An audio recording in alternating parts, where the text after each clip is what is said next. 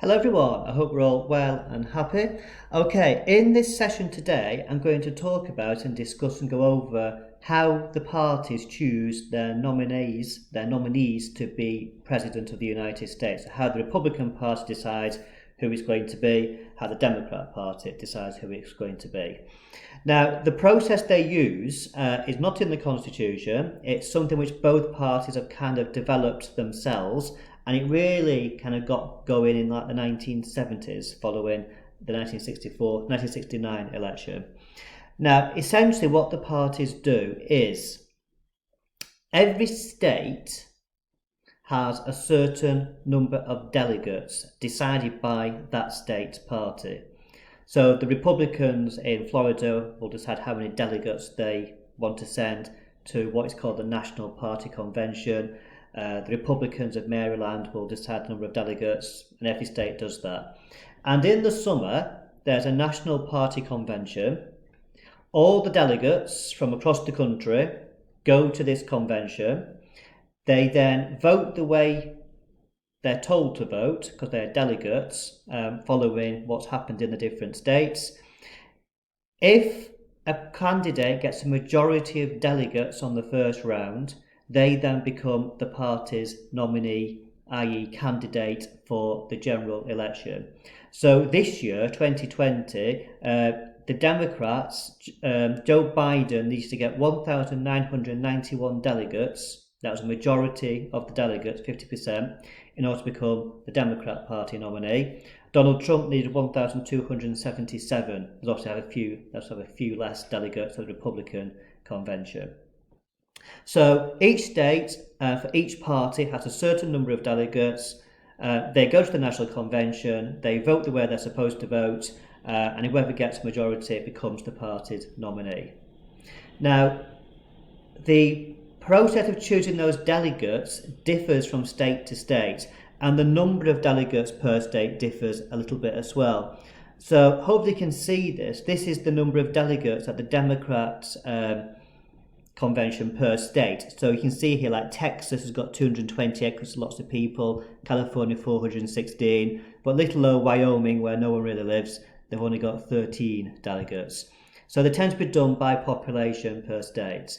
Now, the process of choosing the delegates, as I just said, differs from state to state. Some states have primaries and some states have caucuses. So what I'm going to discuss first of all are primaries. Now, what these are, in a primary, people basically go to a polling station, they decide which candidate they would like to be the Democrat Party's nominee, or the Republicans, depending on which one they're going to go to. You put a cross by whichever one you like, okay? That evening, the votes are counted just like a normal election, and in some states, it's done proportionally. So in some states, for example, let's say Joe Biden got 50% of the 200 delegates available in state A, he would have 100 delegates who would then vote for him at the National Party Convention. Let's say candidate B, Elizabeth Warren, got 25% of the votes in this particular state. She would then get 50 delegates, which would then go to the National Convention, and it's done that way. In some other states, it's winner takes all. So whoever gets a majority of plus one gets all the delegates for that state. Again, it's largely up to the state parties, so the state Democrats or the state Republicans, to decide how they're going to do this. Now, in some states, anyone can vote in one of the party's primaries. So you could be a Democrat and you might want to go to the Republican primary, and so you go to the polling station and they say, do you want to vote in the Democrat primary or the Republican primary? And you might say, you might think to yourself, well, I'm normally a Democrat, but I'm going to vote in the Republican primary because I want to make sure Trump is their candidate because I don't like him and I hope he's going to lose. Or, you might have switched parties since last time. They are called open primaries. So anyone can turn up to vote in the primary and they can choose which party they go to, and then they can vote, whichever candidate they want. Other states restrict it a little bit. So some states have what they called closed primaries. where basically you have to be a registered supporter of that party to vote in that primary. When Americans register to vote, they usually say whether they are Republicans, Democrats, or Independents. So if you're down as a registered Democrat and you went to the primary and they said, "Sir, which one would you like to vote in?" and you say, "I want to vote in the Republican one," they say, "Oh, actually you can't because you're a Democrat registered supporter. You can only vote in the Democrat primary." You might say, "Okay, then that's fine," and you go and vote in the Democrat primary. So closed primaries are only where party supporters, I suppose, can vote for. They tend to end up with candidates doing well in those sorts of primaries who are a bit more ideological, so a bit more liberal or left-wing, tend to do well in those primaries for the Democrats. More conservative Republicans tend to do well in closed primaries for the Republicans because they tend to have more of the party supporters. And then a further complication is in some states they have what they call modified primaries. So they allow registered party supporters plus those who say that they are independent to vote in their primary.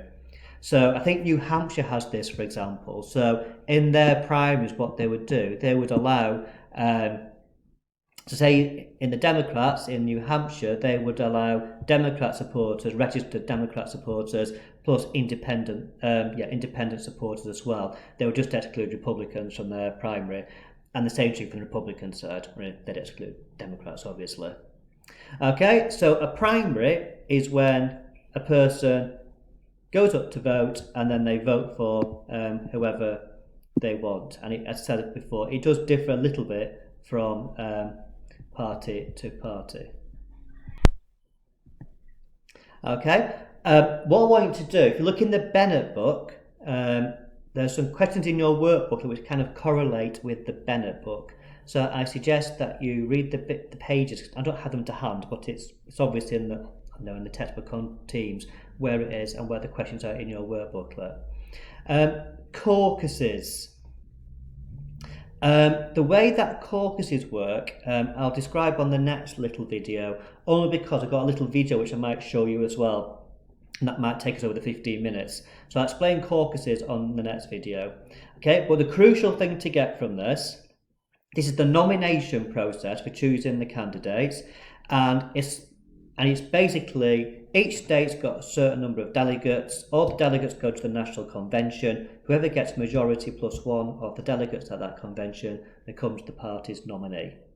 Okay, and the process starts, primaries and caucuses, the process starts usually about February time and it ends usually about June. And each state, the national party kind of tells each state when they've got to have their primary or caucus.